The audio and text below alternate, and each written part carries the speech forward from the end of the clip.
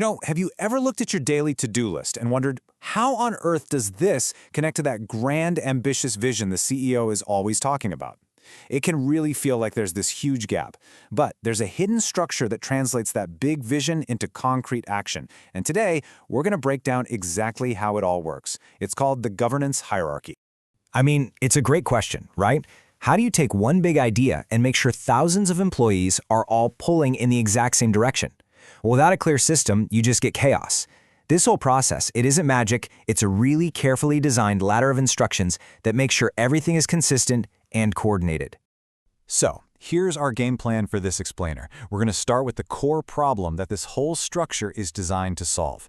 Then, we'll climb right to the top of the ladder to talk about the big why, and then work our way down, step by step, into the specific actions. We've even got a simple traffic law analogy to make it all click. Let's dive in.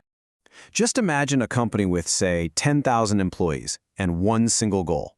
Without a clear structure, you'd get 10,000 different interpretations, 10,000 different approaches. I mean, it's a recipe for absolute chaos. This is what we call the problem of scale, and it's the fundamental reason this hierarchy exists, to coordinate action and make sure everybody is rowing in the same direction. Okay, so every set of instructions has to start somewhere.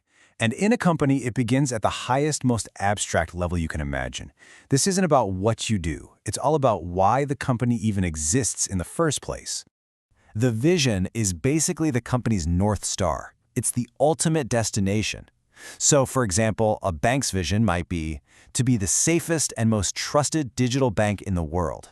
It's aspirational, it's huge, and it really sets the tone for everything else. So, if the vision is the where, then the mission is the how. It's the statement of principles and behaviors the company commits to. It's kind of like their promise of how they'll act on the journey toward that big, lofty vision. All right, now we get to the core of it all. This is where we start climbing down that ladder and see how that big, dreamy vision gets translated into actual, concrete steps that people can follow. These are the 4 crucial rungs on our ladder. With each step we take down this list, the instructions get more and more specific and way less abstract, removing from a high-level plan all the way down to a task you can do over and over again. Strategy is the first real plan. It's the roadmap that lays out the major milestones you need to hit to achieve the mission. But here's the absolute key. A security strategy is totally useless if it doesn't support the business. If the business goal is to move fast, security's job isn't to be a roadblock. It's to figure out how to enable that speed safely. Okay, now we're getting a bit more specific.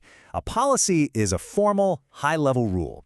The best way to think about it is like the law of the land inside the company. It's a statement of intent, and it's signed by senior management to show that, yep, this is not just a suggestion, it's mandatory. And here is a perfect example of what a policy looks like. Every system must be protected with a password. It's broad, it's crystal clear, and it applies to everyone. Notice it doesn't say how to do it, just that it must be done. That's a policy. This is where the details finally come in. The standard takes that broad company law from the policy and makes it specific and measurable.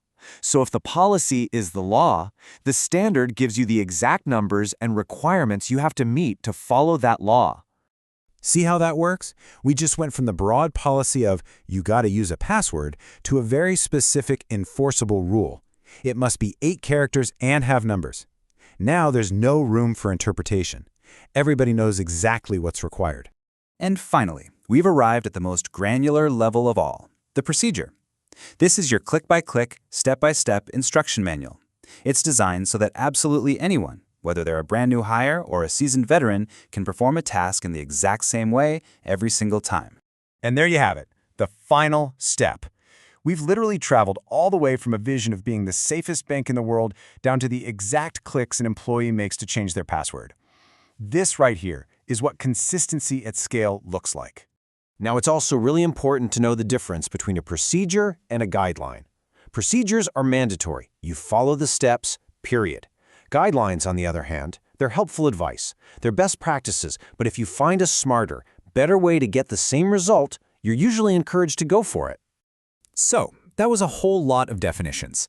To help lock all of this in, let's use a super simple analogy that you already know inside and out, the rules of the road. It maps perfectly, doesn't it?